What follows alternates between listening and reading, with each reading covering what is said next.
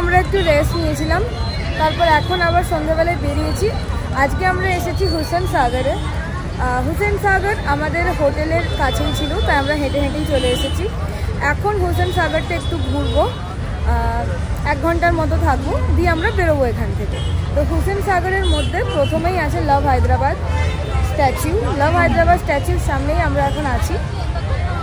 এখান থেকে একটু এগিয়ে যাব, একটা আম্বেদকর স্ট্যাচু আছে, খুব লম্বা, খুব বড়।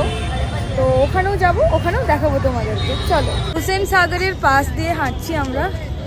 এই যে পাশেই আমাদের হুসেন সাগর। রাতের বেলা ভিউটা আরও বেশি ভালো লাগে, সকালবেলায় তো রোদ লাগে, তাই তখন একদমই ভালো লাগে না। পাশ দিয়ে পেরোতে খুব ভালো লাগে। এই রোডটা হুসেন সাগর আসলে অনেক বড়। এর পাশের যে রোডটা যাচ্ছে এটাকে বলে নেকলেস রোড, যেহেতু পুরো গোল মতো রোডটা। তো এখানে হাঁটতে খুবই ভালো লাগে, খুব সুন্দর হাওয়া দেয়। আর হায়দ্রাবাদে তো সেরকম ঠান্ডা পড়েই না ডিসেম্বরেও, আমি তো আগেই বলেছি। তো একদমই প্লিজেন্ট ওয়েদার, খুব ভালো লাগছে। দেখো এখান থেকে ভিউটা, ওয়াও, ভালো লাগছে দেখতে। ওই রোডটা হচ্ছে পুরোটা রোড, ওইটা দূর থেকে যা যা দেখাচ্ছে ওটা পুরোটা রোড, কিন্তু পুরো গোল মতো ঘুরছে, খুব সুন্দর। আর ওই যে দূরে আম্বেদকরের স্ট্যাচু, ওই যে দূরে, ওখানে যাচ্ছি সামনে আমরা। তবে হুসেন সাগর কিন্তু খুব পরিষ্কার না, এই যে দেখতেই পাচ্ছ। শহরের যত নোংরা জল আছে, নর্দমার জল আছে, সবই কিন্তু এখানে পড়ে। এই যে পাইপ, ওই যে দূরে বুদ্ধা স্ট্যাচু, একটা পাথরকে কেটেই ওই বুদ্ধা স্ট্যাচুটা বানানো হয়েছে। আমরা হয়তো অত দূর যাব না। এই যে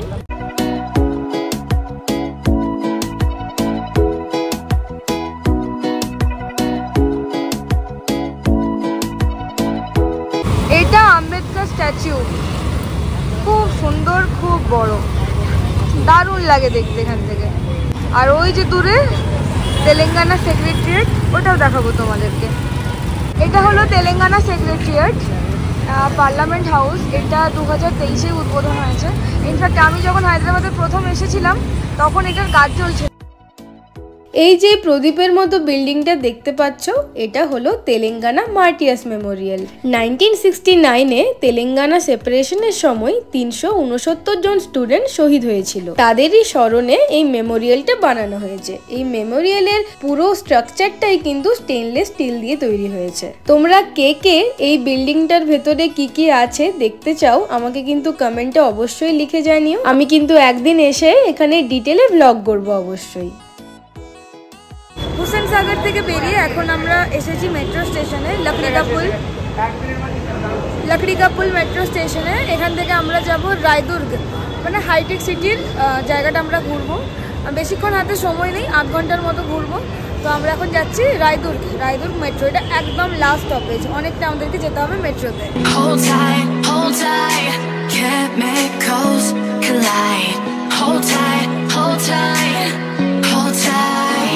টার্মিনাল বানানো হয়েছে সমস্ত কম্পিউটার অ্যাক্সেসরিজ দিয়ে, কি সুন্দর নিখুঁত কাজ, ওয়াও। আমরা আছি এখন রায়দুর্গে স্কাই ওয়াকে। এই স্কাই ওয়াকটা অনেক বড়, আর এখানে খুব সুন্দর সুন্দর বিল্ডিং আছে, অফিস আছে। জায়গাটা খুবই সুন্দর, আর এত সুন্দর ঠান্ডা ঠান্ডা হাওয়া দিচ্ছে। এটা রোড, এইভাবে স্কাই ওয়াকটা ঘুরে দিয়ে আবার ওইদিকে বেরিয়ে গেছে। অনেক বড় স্কাই ওয়াক এখানে।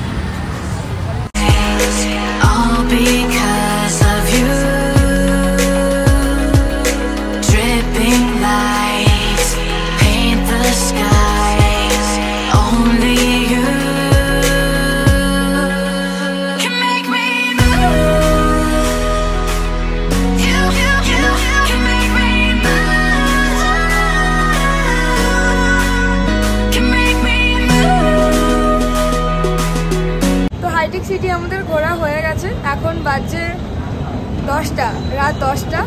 আমরা এখন ফিরছি আমাদের হোটেলের পথে। হোটেল যাওয়ার জন্য যে মেট্রোতে নামতে হবে সেখানে আমরা নামবো। এখনও কারো কিছু খাওয়া হয়নি, বাট সবাই চাইছে যাতে আমরা আগে বাড়ি পৌঁছে যাই, তারপরে আমরা কিছু খাবো। তো তো দেখা যাক কি পাওয়া যায়। এরা নামবে সবাই। মেট্রো এসে গেছে আমাদের।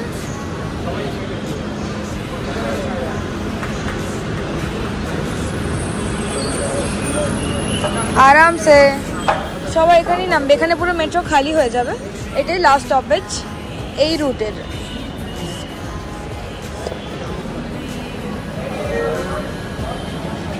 চলো না বসবি।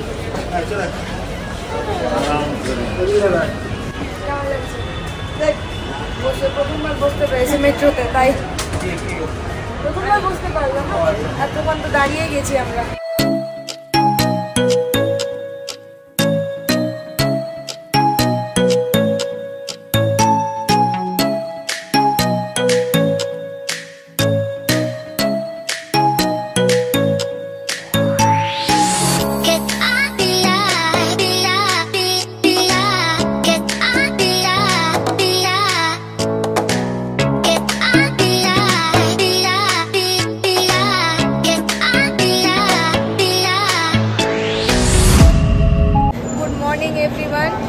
আজকে ফেরার দিন, মা বাবারা আজ ফিরে যাচ্ছে। তো ট্রেন আমাদের দিয়ে দিয়েছে, মানে আমাদের না, মানে ওদের। এখন উঠবো ট্রেনে। আমাদের কোচ হচ্ছে B5। সকাল সকাল উঠে আজকে আমরা স্টেশনে এসেছি। আজকে আমাদের ট্রেন নামপাল্লি থেকে। এই যে ট্রেন দিয়ে দিয়েছে, ট্রেন আসছে। এখন ট্রেনে উঠবো আমরা। মানে আমি তো আর যাচ্ছি না, আমি যাচ্ছি কিছুদিন পরেই, আর 1 মাস পরেই আমি যাচ্ছি সরস্বতী পুজোয়। টিকিট কাটা আছে আমার। তো ঠিক আছে, দেখা যাক তাহলে।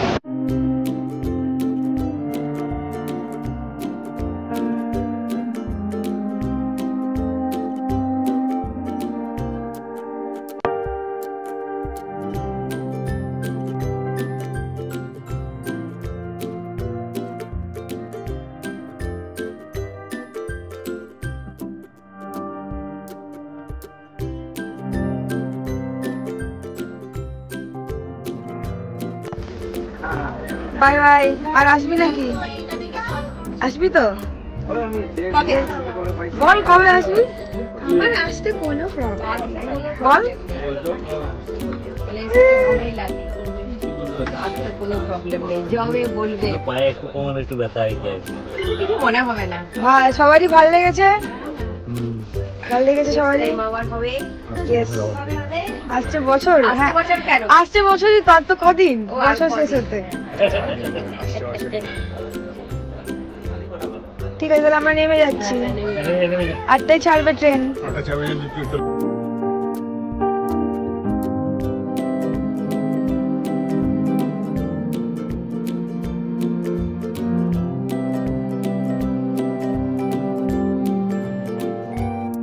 তো মা বাবারা ভালোভাবে ট্রেনে বসে গেছে, আর একদম ভালো সিট পেয়েছে। অ্যাকচুয়ালি আমাদের RAC ছিল। তো ফেরা যখন হায়দ্রাবাদে আসে তখন একটাও লোয়ার পাইনি। এমনি হয়, মানে সিনিয়র সিটিজেনদের জন্য লোয়ারটা প্রিজার্ভ করাই থাকে। তো একটাও লোয়ার পাইনি। মিডিল, আপার, সাইড আপার এগুলো পেয়েছিল। কিন্তু এখন বাড়ি ফেরার সময় 2টো লোয়ার পেয়েছে, 2টো মিডিল আর একটা আপার। একদম ভালোভাবে যাচ্ছে।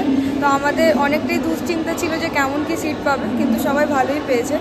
আরামসে যাবে একদম। আর এখন হ্যাঁ, পুরো কম্পার্টমেন্টটাই তাদের। ভালোভাবে যাবে। আর ইস্ট কোস্টে একটু সময় লাগাই।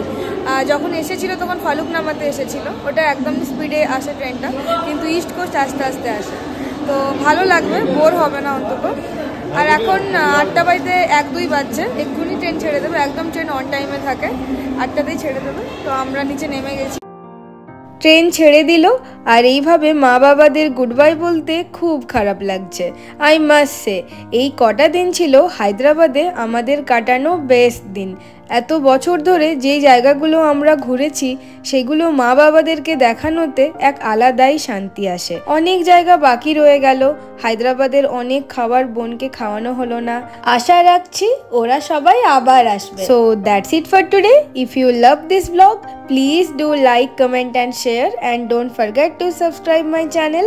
পুরো হায়দ্রাবাদ ঘোরার প্লেলিস্ট আমি ডেসক্রিপশন বক্সে দিয়ে দিয়েছি, তোমরা চাইলে দেখে নিতে পারো আমাদের কাটানো সুন্দর সুন্দর মুহূর্তগুলো। Thank you for watching. By.